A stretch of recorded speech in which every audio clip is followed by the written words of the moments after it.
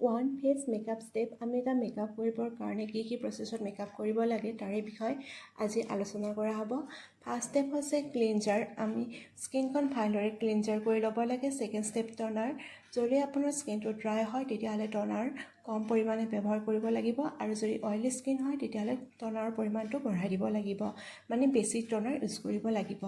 Third step হৈছে moisturiser. যদি dry skin হয় তেতিয়াহ'লে আমাৰ ক্ৰীম মইশ্চাৰাইজাৰ ব্যৱহাৰ কৰিব লাগিব, আৰু যদি অইলি স্কিন হয় তেতিয়াহ'লে ৱাটাৰ বেছড মইশ্চাৰাইজাৰ ব্যৱহাৰ কৰিব লাগিব।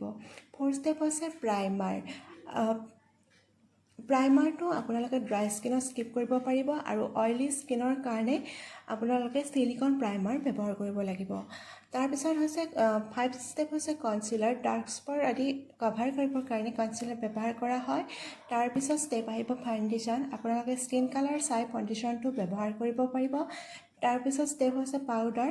আপোনালোকৰ ফাউণ্ডেশ্যনটো ছেট কৰিবৰ কাৰণে পাউডাৰ ব্যৱহাৰ হয়। তাৰপিছত আহিছে কণ্ট্ৰল। ফেচটো এটা কাট দিবৰ কাৰণে ফেচৰ ষ্টেপটো আপোনালোকৰ ভাল কৰিবৰ কাৰণে বা বেছি ডাঙৰ হৈ থাকে সেই ষ্টেপটো কেনেকৈ সৰু কৰিব তাৰ কাৰণে কণ্ট্ৰলটো ব্যৱহাৰ কৰা হয়। কণ্ট্ৰল দুই ধৰণৰ কণ্ট্ৰল পোৱা যায়। এটা হৈছে পাউডাৰ কণ্ট্ৰল পোৱা যায়, আৰু এটা হৈছে লিকুইড কণ্ট্ৰল পোৱা যায়। আৰু ব্লাছাৰ আৰু হাইলাইটাৰটো আমাৰ স্কিনখন চাইন কৰিবৰ কাৰণে ব্লাছাৰ আৰু হাইলাইটাৰটো ব্যৱহাৰ কৰা হয়।